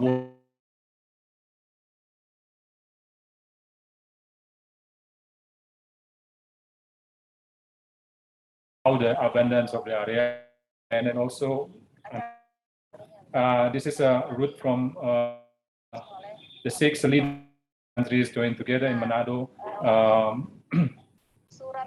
11 years ago, 12 years ago in Manado to just sign it, the what you call this leader declarations on coral reef and fisheries and food security. CTSFF consists of 6 countries: Indonesia, Malaysia, Papua New Guinea, Philippines, Solomon Island, and Timor-Leste. And each country has a national coordinating committee. And also we have blessed by the development partners, and we have the collaborator, including CIFDEC and also SPREP, GIZ, and other universities and in CTSFF areas. To give them brief information about CTI, we have already registered in the United Nations. Then this is all the ratification from the country member countries is already deposited in the United Nations. And we have this is a kind of like the regional framework of the CTI. We have Council of Ministers, we have the Committee of Senior Officials, and we have also the technical working groups, and also cross-cutting, and there will be a kind of like modality that we can work together, especially for the regional point of view. And to give you an example, we have 3 important seascape. This is already approved by our ministers. That's Sulu Sulawesi Seascape, Bismarck Solomon Sea, and Lesser Sunda, which is comprise a more intensive collaboration among the countries that have boundaries of the sea like that. And we have also CTI Atlas, which is already, give information about the CTI. And this is a kind of like, can be accessed through desktop and also from the mobile phone. And the General Secretariat based in the North of Sulawesi, we have a building like this. This is a representative coral reef, like a polyps, and also the globe of the polyps, just like mentioned, that CTSFF is the heart of the coral reef of the world, something like that. So, and to related for the coral bleaching, I think this is one area related how to the coral reef will be like that. For Indonesia, it happens in 86, 20, and 2006. We found it, but timing is very important. What we work with Indonesia, we have Indonesia how to ensure that we understand, and we have also eyes on the reef. We can't say that it's coming from the dive operator or can be from the local scientists. And also we need to strengthen the existing network. We have the government technical unit. We have 8 at least in Indonesia. And also the other line ministry have a technical unit, can be the eyes of the reef. And the reef of check network. And we have the efficient, the cost of the ownership like that. And what we have reef check in network in Asia. So we try to using the social media, and then we have the reporting. That's why this is kind of like, it can be like the area for the cooperation and also incubation for the coral reef resilience. And we use the network and also system foundation of bleaching network. And we have national coordinator that has to coordinate and also provide support. And I think with the lack of funding and also lack of supporting, we have to ensure that we have the innovative coordination. That's why some coordination is really important. You can see that from this slide. This is one of our network. We want to, amongst from university students, fishermen, and professional divers, government institution, and also from diving enthusiasts. So this kind of like we try to what we call this citizen science. I think this is one of we try to ensure that will be part of this network. And this is why we founded the network. So there are some bleaching coral, so we try to record it, and then we see that how the factor and stress and so on. So this is kind of like we put it into mapping and then see that in spatial, where is it? And then also we need to promote recovery and also to introduce the alternative livelihood. So one of the example that we did in Bali is designing MPA to adapt the climate coral bleaching. This is especially in Bali. Sign that in Bali, they have a framework citizen monitoring. Monthly, we have Indonesian bleaching alert. coming from NASA and also from NOAA and something like that, and also previous rapid survey, and we put it into the database, and then coming from the network. So it will be like a cycle of how we ensure that we have adequate information for the coral bleaching.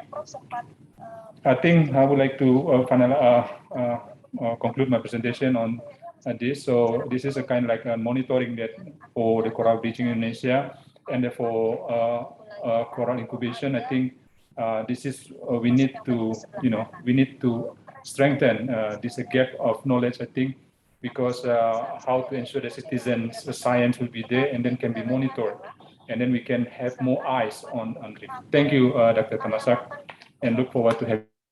Thank you. Thank you very much, Dr. Hendra. And I think we are looking forward to working in collaboration with the CTI activities. And may I move to hear from Kulada Labnun from Got Tau Tourism Association and Got Tau Thai Diverse Team. I think he will give us some ideas or some experience from the private sector. Yeah. Kulada, please. Sawadika. Hi, I'm Radha Labnun. Actually, okay, please. Thank you. I think it's only me from the tourism sector, right? Because most of you are the academic people or the, but however, I need you actually. My background is in, I got a MSc in conservation and tourism.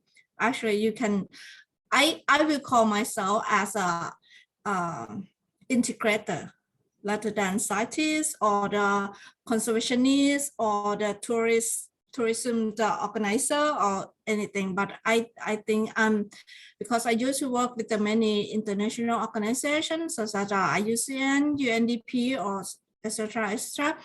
But however, this island is like my long life project. It's not just a 1 year or 2 years project, but I've been working here over 20 years. I try to, because this island, I would like to give you a bit of information about Got Tau. Got Tau is a tiny island located in the province of Surat Thani in the Gulf of Thailand.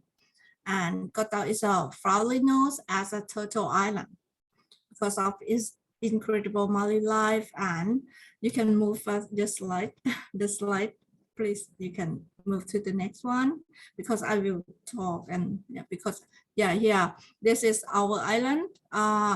The area coverage is about 2,100 hectares, and we have the coral reef coverage around the island about almost 2,000 hectares too. And right now we have about almost 70 dive shops on this tiny island because our shallow coral reef is easy to reach to, and so that's whyค่ะใช้สัญญาณต่อไปโอเคได้ค่ะค่ะthis tiny island we have a 69 almost 70 dive shop at the moment, even in COVID times, but the resort is about 200 almost 300 resort on the island. Next please. And our island is is very beautiful, and there is like a diving destination for the people around the world, for beginner, amateurs, and professionals alike. But of course, our ultimate highlight for any diver is to swim with the whale shark. We are delighted that COVID didn't deter this beautiful creature that regularly frequents our dive site and share the water with our diving visitor. We saw the whale shark almost every month right now. Might be because we have every diver have the camera, but and also the Got Tau is one of the most environmentally focused this destination in Thailand, from proactively reduce waste launching groundbreaking conservation program and running regular cleanup, recycling and sustainability project. And we go extra mile when it comes to protecting and conserving our precious ecosystem. In addition, several eco-centric activity workshop and learning opportunity are available to visitors. This is how we do that. Okay, next slide, please. However, the Koh Tao Tourism Association is newly established amid the pandemic, which aim to bridge tourism and conservation into sustainable tourism development by integrating various stakeholders who live, who use, and who rule the island at the local, regional, national, or international levels. But mainly, we would like to strengthen the local to be able to manage their own island itself. Yeah, for the stakeholder that we've been working with, that including the tourism community for sure, because almost 100% on the island, we rely on tourism. And so fishermen, diving communities, like I told you that almost 70 dive shop in this tiny island. And Marine Coastal Resources Department, provincial government agency, municipalities, NGOs, and academic or university. Yeah, but however, Koh Tao is not a national park.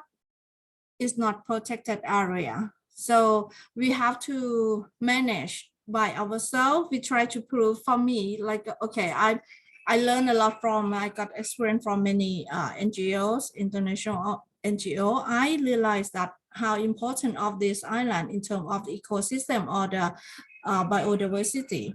But in underhand of the communities, the community that's developed from the fishermen communities, and also they done the coconut plantation, and so we have to, and they certainly only the 30 years they change their sweep into tourism, into tourism, and now they have, but for sustain the island, they need to prepare themselves. They need to protect their island for long term in sustainable way. That's what we talk about this issue that 20 years ago, actually 20 years ago, and bit by bit that now our community realize about how important of the conserving our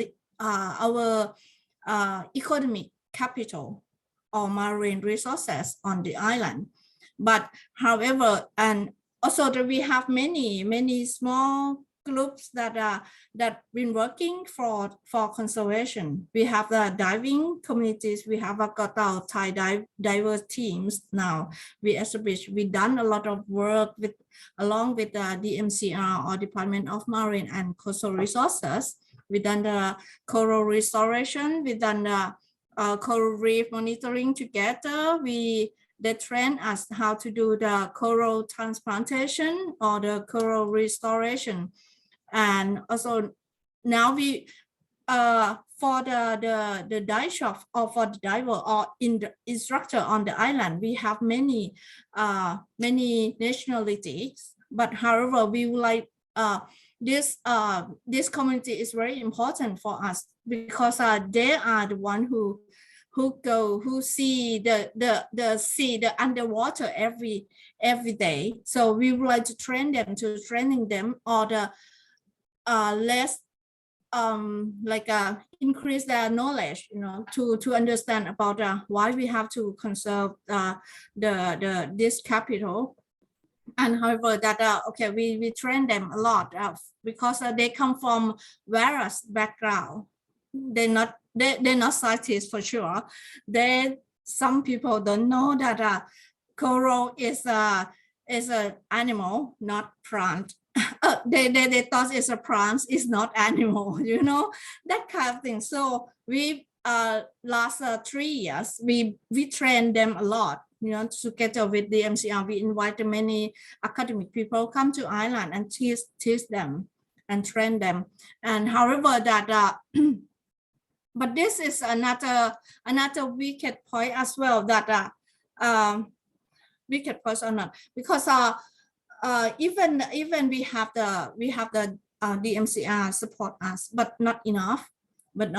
And okay, for this picture, and we also working with the fishermen communities. Now we become a local fisherman club already under the DMCR, and we work together. We would like to share our utilization, marine utilization, in sustainable way. But before that, they're nothing. They're very little. They're really little, same as the Thai divers.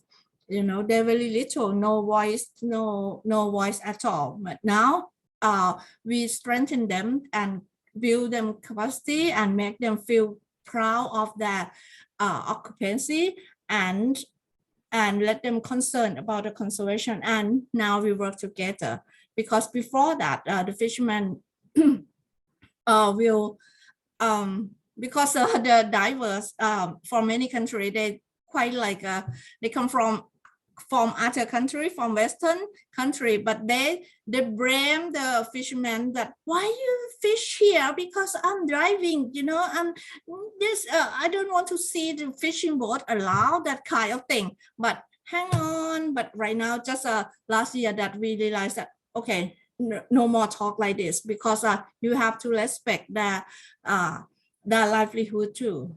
And so now they have the zoning, the fishing areas, and now we work together at the moment, and that's good too. That's it, like it's a collaboration or integrate to make people understand together in various stakeholders, as well as the government agency that we have to.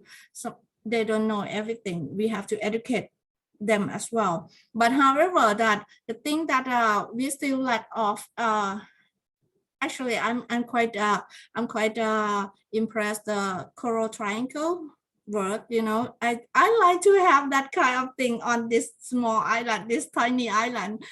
Actually, because all the divers can be your assistant, can be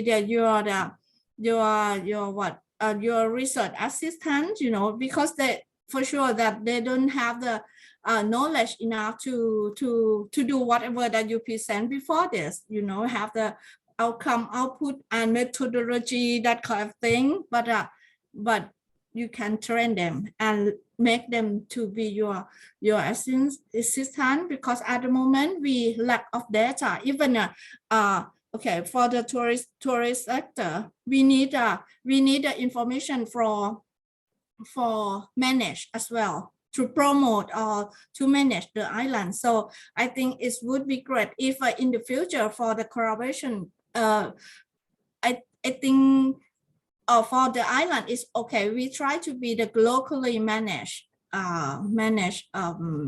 area, right? But we still need the scientific data or the scientific knowledge. So we need the academic to work with together with the local respect.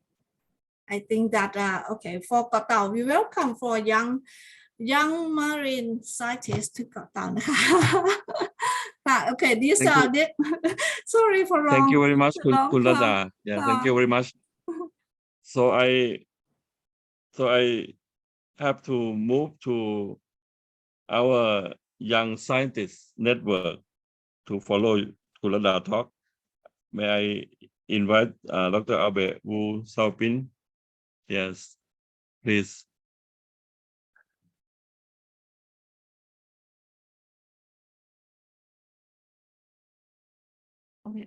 Yes, Dr. Abe, please. Yes, I think we are really running out of time. I'm going to do this very, very quickly for Young Scientist Network. Not much of introduction, but I will directly go into what had happened and what we plan and what has transpired and what do we move forward, looking at coral reef collaboration in the region for young people. We started pretty earlier on, but a formal talk on setting up a Young Scientist Network started in APCRS in 2018. So this is one of the student night that we have, and we had also some mentoring programs with senior scientists. And we had a meeting as well between the young scientists at that time, and there are several suggestions of certain structures that we had, but after that, nothing actually moved. Honestly, I have to be honest to everybody. And after that, actually, not many things have moved, and there is no follow-up meeting. So I think we will also take this opportunity for this UN decade to really rethink of the strategy for the next 10 years and how do we then sustain, because probably 3 years ago, I'm still young scientist. After 3 years and moving on for the next 5 years, probably I will not be categorized as a young scientist anymore. So we have to really think about putting up a structure properly so that we can continue the work of the scientists that they have been doing this for the past 30 years. And I think there should be now newer batch and generation of people taking up the job of reporting the status of coral reef in this region, knowing that this region is the most important coral reef area in the world. And it's sad that we do not have a strong young scientist network to move the thing. So there are a few things that it should come into play and come into the suggestions that we have to bring into discussion, which I have thought about it, and I have listed 4 of them. I think the most important points to ponder about, and for people who is in the young scientist category within this incubator. So the first thing first is to look at how do we sustain a network of young scientists with different interests. How do we find a common interest so that we can gather the interest together and to make project that is possible for everybody to report on a single thing, so that we have a collectively important data to be reported. So there are 2 things that is very important. Do we want to have a structured way of a network, as what people will do today, or do we still go for a decentralized organization like what this group has been doing? There's no formal structure. We don't have a society. We don't have anything, but it's based on a loose network of communication and people that have interest working it together. So these are the things that we need to sort of put down our feet and really think about it. Number 2, training and capacity development. This I do not deny, as Dr. Tuan has said, this has been ongoing for the past 20 years. There's a lot of training and capacity development that has been done, but in actual fact, how much of all this training and capacity building has translated in actual work, that is something that we need to also relook at and relook at also what to be trained. And it's always top down for the time being. We seldom ask what the young scientists want. Actually, it's always what is being offered, and the young scientists just jump on it and do some knowledge and going back to their own institution without able to run certain experiment or certain work. So it's time that the young scientists now should tell what do they need, and we will try to look at how can we facilitate the help. 3 and 4 is something that has been suggested during last meeting during APCRS 2018. We want to have actually, for the young scientists, to have actually yearly symposium, at least to keep us meeting at least once a year, to keep us meeting so that we can present our work and find common ground. Number 2 is co-sampling, meaning cross-boundary samplings. Thai and Malaysia can do co-sampling together. Some of the Thai young scientists could come to Malaysia, and Malaysia can be in Thai. Similarly, in Singapore can come to Malaysia, and Malaysia can go to Singapore, or some sort of co-sampling of a common interest topic. And number 3 is also monitoring stations. As what we have been doing for the past 40 years of monitoring, maybe it's a bit randomized. Probably moving the 30 years, next 10 years to 20 years, probably we could have a proper station where we monitor intensively, so that we can have a little bit more structured data to look at the changes and status of coral reef, because what we have now is wide coverage, with good wide coverage, but probably we will lose some intensity and some resolution for us to answer really important questions like what the previous speakers has talked about, pressures from the people, pressures from other things, and how do we then create resilience by reducing stresses. So by having a little bit more structured places that we monitor, probably we can answer a little bit more in depth on how do we then manage our coral reef in this area. By that, I think that's all from me, Dr. Tamasak, and probably it would be great to hear from other people as well. Thank you very much, Dr. Tamasak. Thank you very much, Dr. Abe, for your proposal for the old man like me to listen to you. Anyway, I'm sorry for all participants, because 2 hours is too short for our discussion, because we have a really big area of coral reefs in this region. Anyway, I promise that we will have the second round for this network to discuss about this. Now I think we have a few minutes that I would like to thank all speakers for your comprehensive information that we have, and we will analyze the information we have received from all of you, and we will get the feedback to you. And in this opportunity, I would like to back to Wo Si Tuan and Pop Shao Luk Ming for your general discuss and conclusion for a few minutes that we have now. Thank you very much.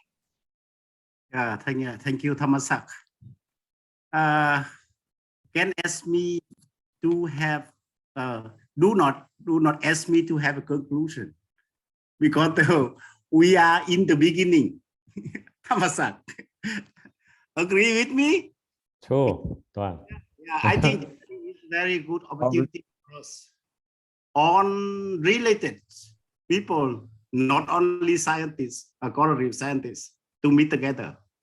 And I think today 2 hours is too short for development of our idea. And as the name meant, the title of the assignment, it is the incubator. So we are discussed on incubator, not discussed on the young young individual. So I have only one suggestion, one how to say, one idea. Following this incubator is this assignment. Maybe we establish a working group to put together to develop the proposal for the UN initiative for coral reef resilience in the Western Pacific. That is my ideas. Thank you very much for your contribution and participation. And I learned a lot today from private sector, from young generation, and also from the recent initiative. And so I think that if we work together, we have knowledge and we have the linkage, so we can do something more for coral reef, to enhancing coral reef resilience. Thanks again. Yes, thank you very much, Wo Si Tuan. And I think we have Wensi. You want to say a few words? Just want to add to Duan's suggestion. This is indeed our good beginning, and not just a one-time business. Because in the future, over the next 10 years, we are going to have the regular UN Decade Ocean Science Conference on a regular basis in conjunction with the traditional WESTPAC International Ocean Conference. So the incubator will serve as an enabling mechanism, right? Or continuously nurturing the new idea into the concrete action for the UN decade. So in that sense, I think there are a lot of work to be done. Although today I understand there's a time restriction, but indeed I saw a lot of good ideas, right, Duan? A lot of good ideas that we will further, follow up with the person, with the relevant partners, and to see how we can, translate that kind of idea into some kind of concrete actions. But meanwhile, the incubator will be run over the next 10 years on a regular basis. So thank you very much. Take this opportunity and thank Professor Thammasat, Duan, and all the speakers, and also our young generation. Abe, I took into account your suggestion very well. I think we have the practical way to support you, right? Sorry, Vancy, I admire the young generation. I met him in Phuket. I asked him to be leader of the group, but he refused.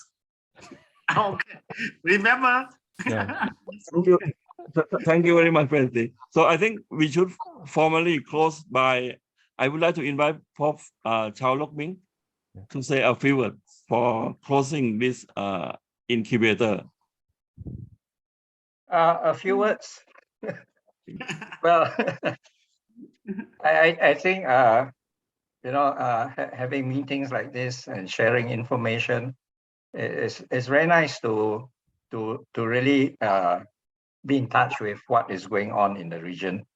As I said earlier, that each of us as individuals, it's very difficult to be involved or to know of every activity that's going on. But I think if and with this incubator thing going on, and we are working over a time frame of a decade or so, and with very enthusiastic people like our young scientists and so on, managers and all that, and we are already seeing a lot of things going on, more on the positive side. So I feel that I'm very confident that we just have to just keep on going on. We don't look back.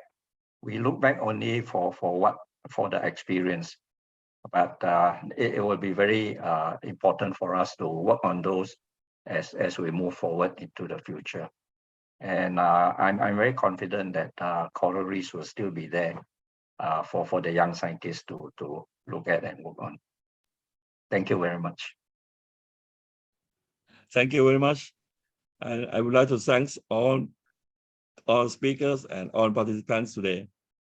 And see you in next year on site. I hope, hopefully, yeah, in Bangkok on site anyway.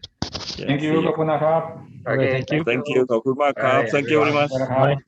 Thank you, bye-bye. Thank you.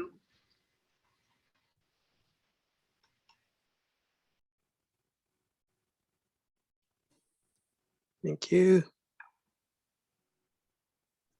Thank you. Bye-bye. Thank you, everyone. Bye. Bye, everyone. Thank you. Stay safe and well. Bye-bye. Okay, take care, Duan. Bye-bye. Have Yeah, a good bye-bye. evening, everyone. ด้วน take care ค่ะ ติ้งขอบคุณมากค่ะ Nice. ขอบคุณมากค่ะ Bye-bye. Bye-bye. We should catch each other physically next time, huh? Duan. Next year, soon. Soon. See you inside next time. Bye. Bye-bye. Have a good one. Let's stay in Bye. touch. Yeah, see you.